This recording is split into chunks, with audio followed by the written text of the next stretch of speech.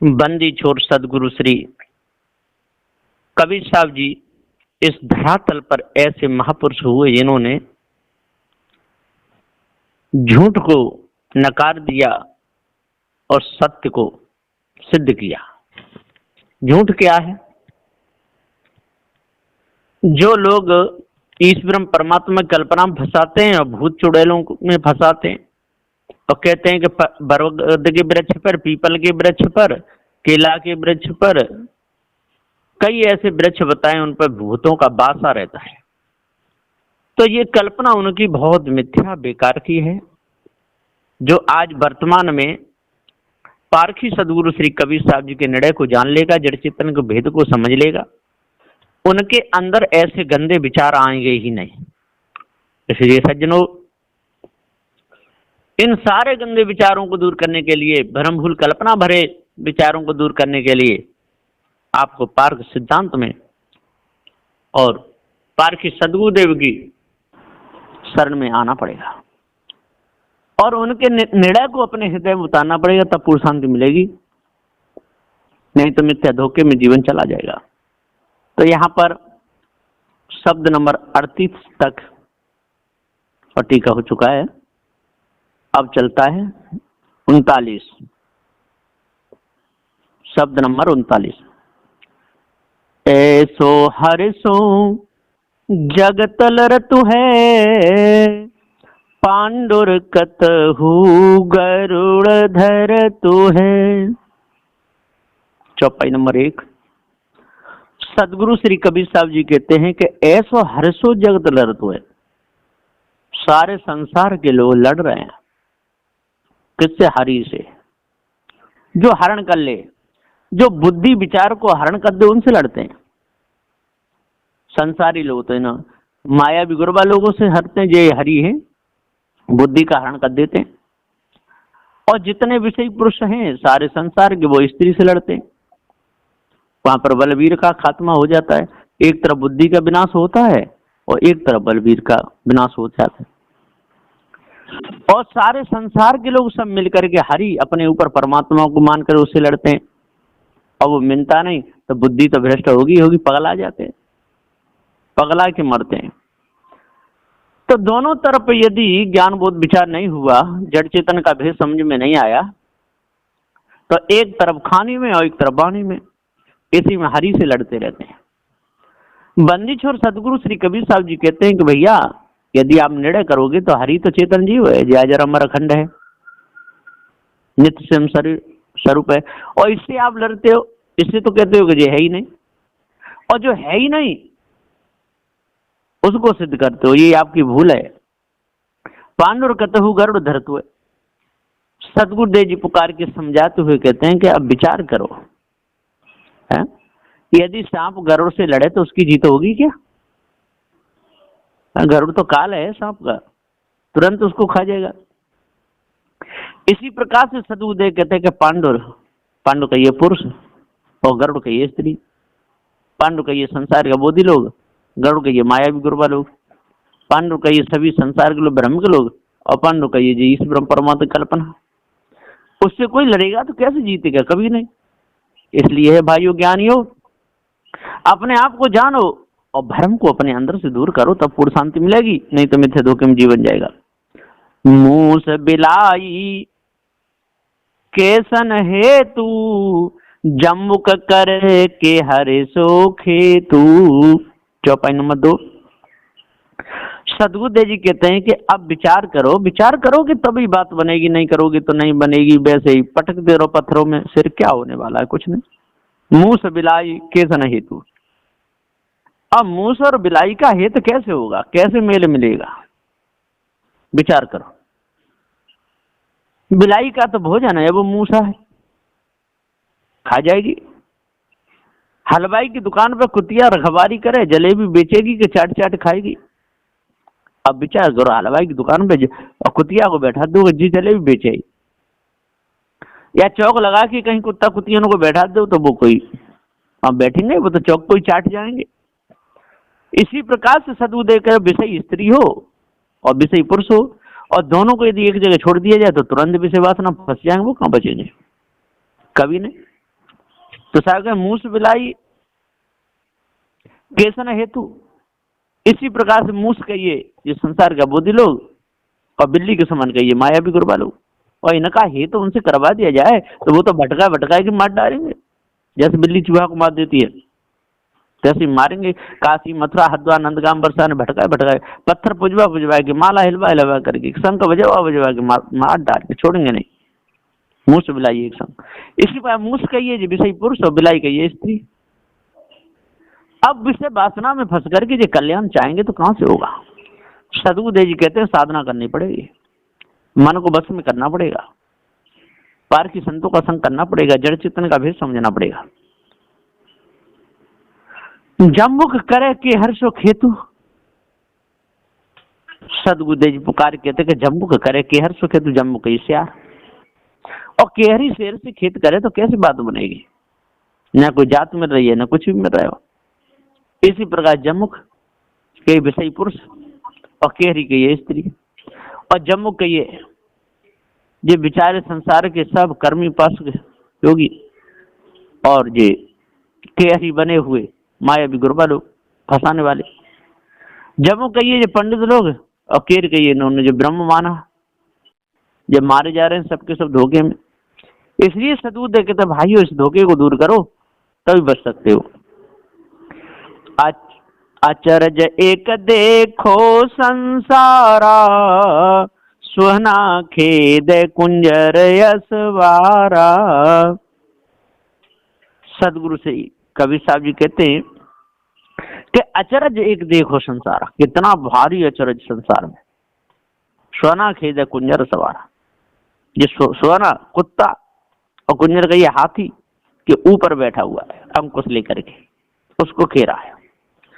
इसी प्रकार से सदगुरुदेव कहते हैं सुहाना खेदे कुंजर सवारा, कितनी बड़ी बीमारी है। सुहाना कहिए गुरबन को, और सुहाना कहिए ओमकार को, और कुंजर कहिए मन, अश्वात जीव। सो गुरु कहते हैं कि पंडित ओमकार का उपदेश करके जीव को नाना प्रकार के कर्मों में खेदते हैं, डाल देते हैं। सदगुरुदेव जी पुकार के समझाते हुए कहते हैं सुहाना खेदा कुंजर सवारा। सुहाना का ये कुत्ता विषयी पुरुष और कुंजर का ये सब संसार के जितने भी फंसाने वाले, धोखे उड़ाने वाले और स्त्री, ये सब के सब फंसाते रहते। कहीं कबीर सुनो संतो भाई, यह संधि काऊ बिरले पाई। सदगुरुदेव जी कहते कहीं कभी सुनो संत भाई, हे ज्ञानियों हे विद्वानों, 4 वेद 6 7 18 पुराणों के ज्ञाताओं, मेरी बात को ध्यान दे करके तो सुनो। सुनोगे तो आपका काम बनेगा, और नहीं सुनोगे तो जैसे हो तैसे रहोगे ही रहोगे। यह संधि काऊ बिरले पाई, ये झूठी कल्पना के कोई बिरला समझता है, इस विषय वासना को बिरला ही त्यागता है। जो इस विषय वासना भ्रमभूल कल्पना को जड़मूल से त्याग देगा तो ये संत का बिरले पाई और वो मुक्त हो जाएगा। कहीं कभी सुनो संतो भाई, ये संतो ये ज्ञानियों विद्वानों, इस बात को ध्यान दे करके सुनो और इस संधि को समझ करके, जड़ चेतन के भेद को समझ करके इस बीमारी को अपने अंदर से निकाल दो, तभी बच सकते हो, ना कोई दूसरा बचाने वाला नहीं है। यहाँ पर सदगुरुदेव जी आगे कह रहे हैं शब्द नंबर 40। पंडित बाद बदे सो झूठा, राम के कहे जगत गत पावे, खाण कहे मुख मीठा। चौपाई नंबर 2। सदगुरुदेव जी पुकार के समझाते हुए कहते हैं कि पंडित, ओ पंडित, क्यों बात बदल रहे हो? ये बात आपका झूठा है। आप तो सत्य हो, आपको तो मैं झूठा नहीं कह सकता, क्योंकि जीव तो अजर मर खंड है, तो स्वयं स्वरूप है। लेकिन आपका जो वाद है वो झूठा है। जो ईश्वर की कल्पना करते हो वो कल्पना झूठी है, ब्रह्म की कल्पना कर रहे हो वो झूठी है, ये पत्थरी पत्थरों की पूजा बता रहे हो ये सब झूठी है, भूत चुड़ैलों को बताते हो सब झूठी कल्पना है, ऊपर 7 सूरज हैं ये सारी झूठी कल्पना है। पंडित बात बदे से झूठा है। राम के कहे जगत गत पावे, यदि राम राम कहने से जगत का कल्याण हो जाए, मुक्ति हो जाए, तो खाड़ खाड़ कहने से मुख मीठा होना चाहिए, तो ऐसा कभी होता नहीं। इसलिए आपका बात सारा झूठा, नकली, ढोंग भरी बातें। पावक कहे पाँव जो डाहे, जल कहे तृषा बुझाई, भोजन कहे भूख जो भाजे, तो दुनिया तर जाई। सदगुरुदेव जी पुकार के समझाते हुए कहते हैं कि हे भाई ज्ञानियों, पावक कहे पाँव जो डाहे, जल कहे तो सब जाए। यदि पावक पावक कहने से, अग्नि अग्नि कहने से यदि ठंडी दूर हो जाए, यदि पैरों में तपन आ जाए, हाथ पैर सिक जाए, तो जल जल कहने से तृषा भी बुझ जानी चाहिए, प्यास भी बुझनी चाहिए। तो ऐसा कहीं नहीं होता दुनिया में, कहीं देख लो पूरे विश्व में। पाग पाग कहने से और शरीर में तपन नहीं लगती, पैर भी नहीं जलता है, और जल कहने से कहीं किसी की तृषा प्यास बुझती नहीं। इसलिए ये सारी झूठी कल्पना है।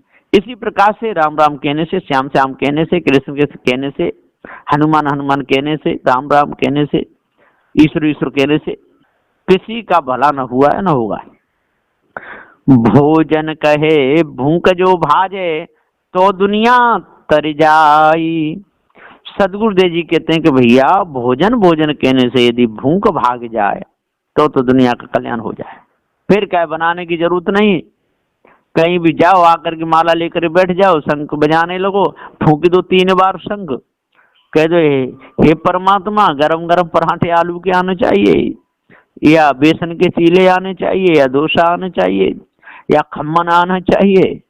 तो गरम गरम खम्मन आ जाएगा, हांडवा आ जाएगा, और भी बहुत सी चीजें आ जाएंगी। खूब लपालप खाओ, कोई जरूरत नहीं है भोजन बनाने की। तो ऐसा कभी होता नहीं। इसी प्रकार से इस ब्रह्म परमात्मा में कल्पना करने से कोई काम नहीं बनने वाला, कल्याण कभी नहीं होगा तीनों काल में। भोजन कहे भूख जो भाजे, तो दुनिया तर जाए। नर के संग सुआ हरि बोले, हरि प्रताप न जाने, जो कभी उड़ जाए जंगल में, तो हरि सूरत न आने। सदगुरुदेव जी पुकार के श्री कबीर साहब जी यहाँ पर कहते हैं भैया नर के संग सुबाहर बोलता है, जैसे तोता को पकड़ लेता है और वो सिखाता है मिट्ठू राम बोल, मिट्ठू राम बोल, तब राम राम सीख जाता है। आइए बैठिए पधारिए, आइए बैठिए पधारिए, ऐसे कहना सीख जाता है। तो नर के संग सुबाहर बोला, हर प्रताप न जाना है, लेकिन उसको नहीं मालूम कहीं क्या होता है, कौन खेत की मूली है, कौन से वृक्ष पे चिड़िया है, उसे कुछ नहीं पता इसके बारे में। इसी प्रकार से नर के संग सुबाहर बोले। इसी प्रकार से जो हरि हरि सारे संसार के लोग अब बोल रहे हैं, लेकिन इनको हरि का प्रताप को कुछ पता नहीं, कभी मिला नहीं, चितमन बुद्धि वाणी से परे, ऐसा मानते। सदगुरु कहते हैं कि हरि चेतन जीव है, इसको जानते नहीं और अपने ऊपर कल्पना करके परमात्मा मान के भूले हुए हैं। इसलिए ये तो तोता बने हुए हैं, इनको कुछ ही नहीं पता। जो कभी उड़ जाए जंगल में, तो हर सूरत न आने। और वही तोता यदि पिंजड़े में से किसी प्रकार से जंगल में उड़ जाए तो उससे नहीं मालूम कौन हरी क्या चीज है, गाजर है कि मूली है कि बैगन है कि आलू है कि भिंडी है कि टमाटर है, क्या चीज है उसे नहीं पता। इसी प्रकार से ये संसार के लोग जब जंगल में उड़ते हैं तो विषय बात नाम भरम भूल कलम में फंस जाते हैं, वो सब भूल जाते हैं कल्याण कौन खेत की मूली है, हरी क्या चीज है।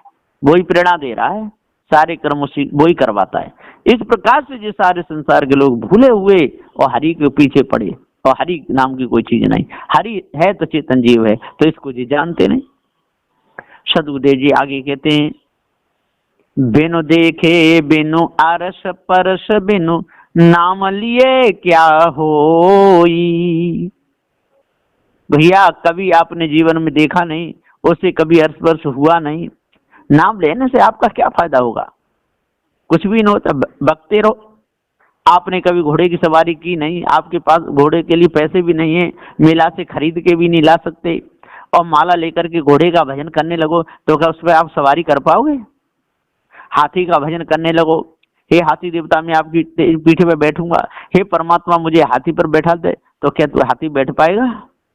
बिन देखे बिना अर्थ पर नाम लिए क्या हुई, और नाम लेने से जो इस परमात्मा कभी देखा नहीं, रंग रूप उसका है नहीं, कभी निर्णय से ठहरता नहीं, तो वो क्या आपको मिलेगा। इस नाम लेने से कुछ भी नहीं होगा। धन के कहे धनिक जो होवे, निर्धन रहे न कोई। सदगुरुदेव जी पुकार के समझाते हुए कहते हैं कि धन के कई धन के जो हो गए, यदि धन धन कहने से सारे संसार के लोगों की गरीबी दूर हो जाए, धनवान हो जाए, तो निर्धन तो सारे संसार में कोई रहेगा ही नहीं। ऐसा है क्या? ऐसा कभी नहीं होगा। इसलिए सदगुरुदेव जी कहते हैं कि हे भाई ज्ञानियों, अपने आप को जानो और धोखे को दूर करो। जो धन रूप में आपने परमात्मा माना है, ये आपकी बहुत बड़ी कल्पना है, और धन रूप में जो विषय वासना को मान करके स्त्री कुटुंब परिवार में फंस करके जीवन खराब कर रहे हो, है ना, इससे कुछ भी होने वाला नहीं है। इसलिए उपरामता लो, भक्ति करो और मन को शुद्ध करो। साची प्रीत विषय माया सु हरे भक्तन की फांसी। सदगुरुदेव जी पुकार के समझाते हुए कहते हैं कि साची प्रीत विषय माया सु, इन्हें विषय से और माया से सच्ची प्रीति मान ली कि वास्तव में इसी से कल्याण होगा। इसलिए सदगुरुदेव कहता है हरि भक्तन की फांसी हो गई।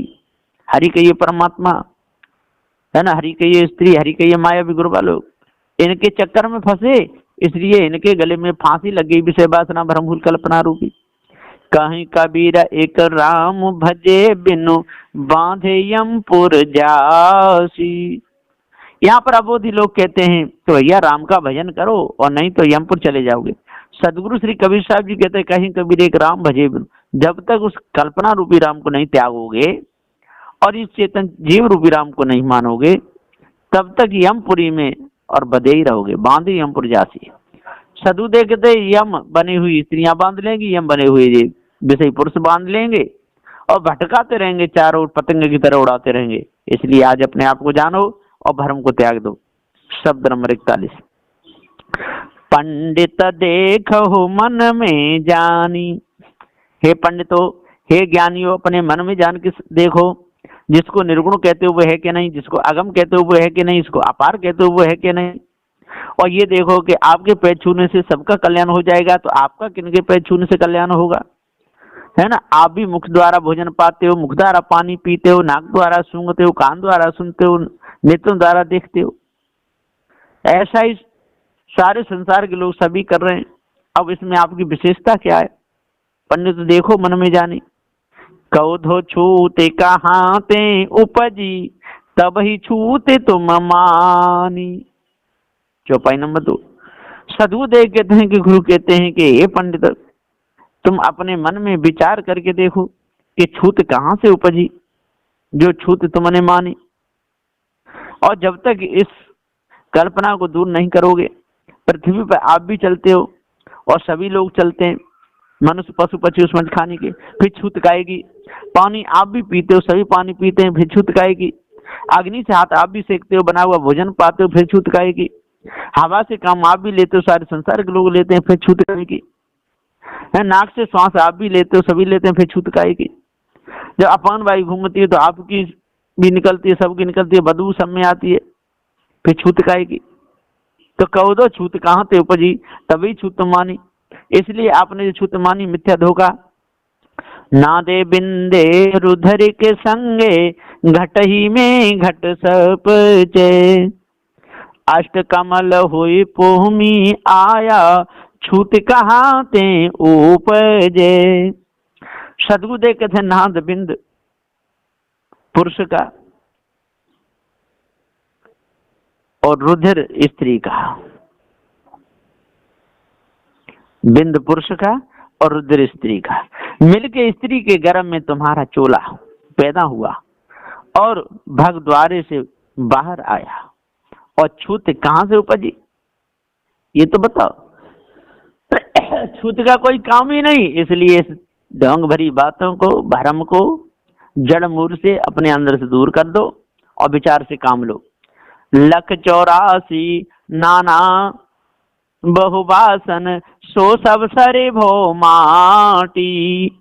एक पाट सकल बैठाए, छूत लेत धोखा की। चौपाई नंबर 5-6। सदगुरुदेव कहते हैं कि भैया 184 नाना बहुबासन, कितने ये 84 लाख योनियां जो मानी है, इसमें जितने वासन रूपी शरीर है सब छूटते हैं। सो सब सर्व माटी, वो सर करके गल करके बिगड़ करके इसी पृथ्वी में मिल जाते हैं। उनकी गंध बदबू सुगंध जो भी होती है यहीं पर बहती रहती है। अब विचार करो, एक है पाठ सकल बैठा है छूत ले धोखा की, और एक है पाठ सकल बैठा है, एक ही पृथ्वी, एक ही जैसा जल, एक ही जैसी अग्नि, एक जैसी वायु, और सब यही विचरण कर रहे रहे, फिर छूत का एक ही, ये धोखे में फंसे, छूत ले धोखा की, ये धोखा है इनके अंदर। हे भाइयों, ज्ञानियों, विद्वान, 4 वेद 7 18 पुराणों के ज्ञाता हो, आज इस भ्रम को त्याग दो, आपकी मति ठीक हो जाएगी। छूते ही जेवन, छूते ही अचवन, छूते ही जगत उपाया, कहीं कबीर ते छूते विरजित, जाके संगन माया। चौपाई नंबर 7 8। सदगुरुदेव जी पुकार के समझाते हुए कहते हैं कि हे भाइयों, खान पान सब छूते ही भैया, और स्त्री की छूत से सब संसार पैदा हुआ, सब छूत का मूल स्त्री, सो तो अंगीकार किया, और छूत किसकी विचारते हो। गुरु कहते हैं कि सोई छूत से न्यारा है, जाके संग स्त्री और कल्पना नहीं। इन दोनों से जो बच गया, खानी बानी दोनों जालों से, वही छूत से न्यारा है, नहीं तो हो नहीं सकता है। शब्द नंबर 42।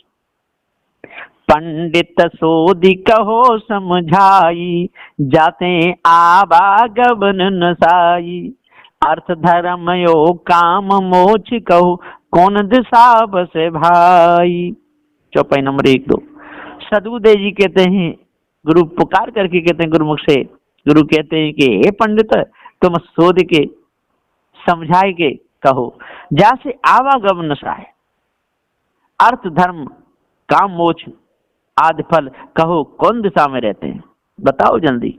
जो आप वेदों को पढ़ पढ़ के 4 फल 4 मुक्तियों बताते रहते हो, वो कौन सी दिशा में कहाँ रहते हैं। उत्तर के दक्षिण, पूर्व के पश्चिम, स्वर्ग पताल की माही, बिना गोपाल ठोर नहीं कतऊ, नरक जात धोखाही। चौपाई नंबर 3 4। सदगुरुदेव जी पुकार के समझाते हुए कहते हैं, ओ भाई ज्ञानियों विद्वानों, ध्यान दे के सुनो। उत्तर के दक्षिण, पूर्व के पश्चिम, स्वर्ग पाताल की माही, जाकी स्थापना तुमने किया।